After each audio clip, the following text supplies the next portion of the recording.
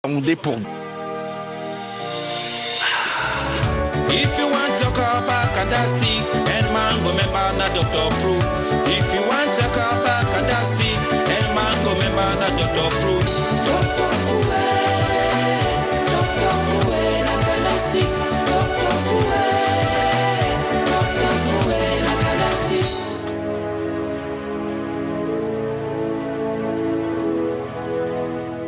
Welcome to yet another edition of your program. This is Health Secrets. In today's edition, we are in this beautiful garden here in Wenyamabio, my 18 in Boya. And today we shall be talking about traditional medicine and conventional medicine. What are the differences that exist between conventional medicine and traditional medicine? Dr. Fu is here with us and he will be explaining some of these differences. Doctor, you're welcome. Thank you. You're welcome into the garden. Thank you very much. Yeah. Now, Doctor, I want us to talk about this particular issue, traditional medicine and conventional medicine. Is there a difference? In fact, I believe what I will say here today will trigger the minds of so many people. So people will be enlightened to know the differences between conventional medicine, or what they call white man medicine, or orthodox medicine, or allopathic medicine, and traditional medicine, which is known as the original medicine, the mother of all medicine on earth. You know, there's a great difference between traditional medicine and conventional medicine. Traditional medicine is medicine that tells us within the three kingdoms of nature. It tells us within the animals kingdom, the plants kingdom, and the minerals kingdom. We use plants to heal, we use animal parts to heal, we use minerals to heal. And you see, when I talk of minerals, we don't use inorganic minerals. In the mineral sector, we use inorganic minerals to heal people. Then in the plants, I know when I talk about animals, people say, you're going to use animals to heal? It is a ritual type of thing. You know, it's very easy for somebody to come to Dr. Fruit that you are sick of, you have bone problem. I say, go and eat the bones of animals. That's animal parts we are using to heal. Or I say, go and eat snails. Or I say, go and eat liver. Go and eat kidneys. Go and eat those animal parts used in healing. Not the ritual people might think I'm talking of. Although some people might use... I mean, I thought when somebody is coming to your clinic, you ask the person to bring a goat. No. Well, I don't ask goats, fowls, eggs, but I don't condemn the people who ask those goats. Traditional medicine is a holistic practice. Those who practice traditional medicine mostly carry out holistic practice. What is holistic practice? You know, in traditional medicine, we believe the human being is a holistic entity.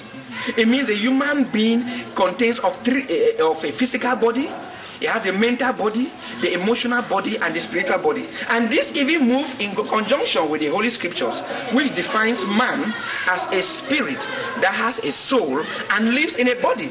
So in the Holy Scriptures, man is defined as a spirit that has a soul, and the both of them lives inside a body. It means what you see standing here is just the house where the real man lives. And in traditional medicine, they say man is a holistic entity that has a physical body, mental body, and then it has an emotional or astral body and a spiritual body. Then what is health? Health is defined as a state of physical well-being, mental alertness, social adjustment, and spiritual development. You see, it is only traditional medicine which takes into consideration all of these aspects or these bodies that make up this holistic entity. But if you go to the conventional medicine, they deal with what you can approve in the lab, what you can see, you can touch, you can taste under the microscope, and whatsoever. And this is physical medicine. That is why those who practice the physical medicine are called physicians. But those who practice holistic medicine are called healers. Healing comes from holistic. Healers come from holistic. Physicians come from physical. So you see, this is the difference. And you see, there are two practices that are tangential to each other. They are moving parallel. We only meet where it comes in bringing some wellness or some state of healthiness in the body. That is where we meet. But we are tangential because we have different beliefs and philosophies. The way conventional medicine has conceived the ideology of disease or illness is different from the way traditional medicine view diseases and illness. For example, if you go to the hospital, that you have fibroids, a gynecologist diagnosed I have fibroid, the first thing is that, come, let's operate it. But they will not go further. If you have hormonal instability, what has caused it? Maybe they might know that infection is through sex or whatsoever. But in traditional medicine, we go further. The cause of fibroid, is it physical? Dietary divergence? Is it wrong diets? Is it drugs that you have been taking? Is it disease, bacteria, fungal, parasites? Is it spiritual? They have different philosophy and beliefs. But all what we are fighting is bringing good health. But what matters is long-lasting health. Because most of the time, we address the cause of the problem, then we handle the symptoms. But conventional medicine mostly attack the symptoms, so the problem are short-lived. The solution are short-lived. But with traditional medicine, they are lasting. And that is why traditional doctors are called healers. It's not anybody who gives message. It's called a healer. You can be a doctor who cannot heal. So we are healers. So traditional medicine has a greater advantage over conventional medicine. You know, in my previous program, I said traditional medicine is being viewed and with a greater interest by WHO because of so many advantages in traditional medicine. It is medicine that is culturally acceptable, is socially sanctioned, it is easy to produce, you do not go through complicated laboratory processes, testing, proving and so on. It is medicine that has been tested and proven within time immemorial that it is good for human consumption.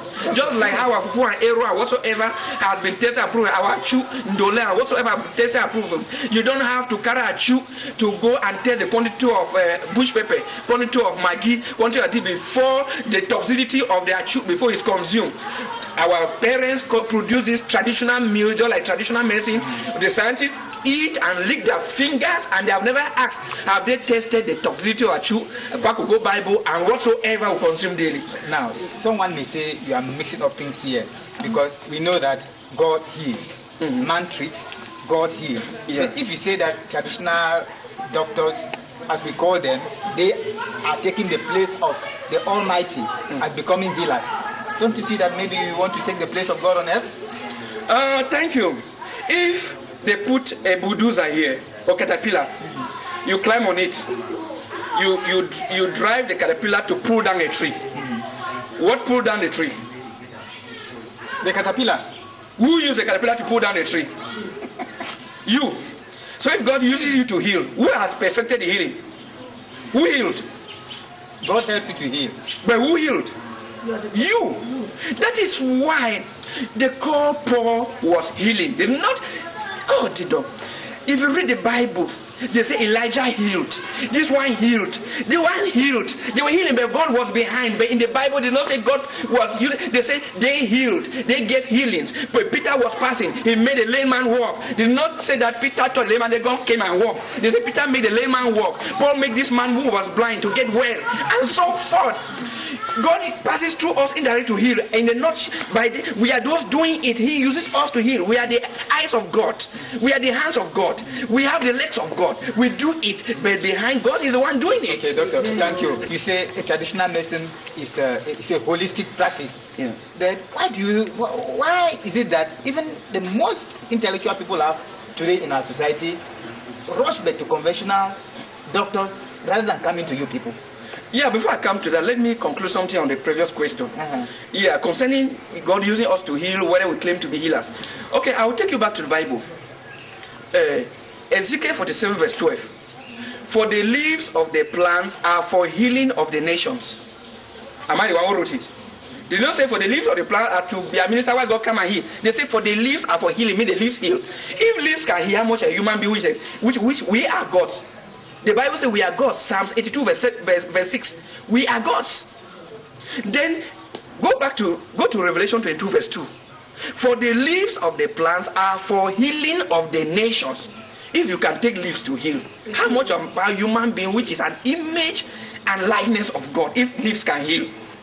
When you go and wound a tree in a bush, by the time you come back, who heals the tree? The tree heals itself. Maybe if the power of God, the tree gets power from the sun, which is created by God to heal. Who actually is self? The tree. Yeah. But using God's power. So if you use God's power to heal, you are the one doing it. But the credit goes to God. Now, the question. The question, yeah. You know, intellectuals are people of the world. When man sinned from the Garden of Eden, before the man was not an intellectual, he was intuitively developed. That's why man did not know that he was naked, because he was not intelligent. But when he ate from the tree of knowledge, became knowledgeable, now can now know that he was naked. So intellectual are people of the world, who are dealing with the world. That is why they chase by the world. But people are intuitively developed. They don't go in for conventional medicine. People who are wise, who have wisdom, they don't go in for conventional medicine. They go in for nature, because they know that all the secrets of life are in nature, are in plant. That's why God first created plant before creating man. He created the universe, everything, because human had to depend on them before creating man, the last thing, to live on them. That's why I go to the book of Genesis. It is written there that for the grass are for feeding of the cattle, whereas the herbs are for man for medicine. They do not say for the chemicals and so on are there for medicine, the herbs. So you see, those who, you know, most of the intellectuals, they have been taught the white man book, they have been brainwashed. So what they are suffering from? Brainwashed. That's why we are carrying out crusades to educate people, to de-brainwash them, naturalize them, to go back to modern nature, where the solution for all our health problem is buried in. Okay. Well, Doctor, thank you very much for talking to us once again. You're welcome. Thank you. Ladies and gentlemen, thank you for watching. I don't know how to describe my resource person today. I don't know whether he has become a pastor or an evangelist, but I know him to be Dr. Fru. Thank you for watching. Catch you in yet another edition of our program, Health Secrets. Dr. Fru's Garden of Eden International Healing and Research Foundation, headquarters, Wona Mavio, Mile 18, Muya Road, Boya. P.O. Box 601 Boya, Cameroon. Telephone numbers 77628980 or 99958893. Email address drfru@yahoo.com, gynamed_cam@yahoo.com. Website www.naturalhealingmiracles.com, www.africannaturalmedicine.com, www.canastic.org, www.trymeforyou.com. Our branches: Kumba, beside CPDM Hall, Kumba Town, Douala, 100 meters from Tropicana and Saint Ruth Beseke, Bunaberi, Yaoundé, from former Shell Simeon, now Texaco, 2nd Motorable Street on the right towards Biemasi Lac or Acacia. Bamenda, opposite former Simplicity, behind Tarikon Market, Limbe, Car Street, Newtown. Munyenge Main Market.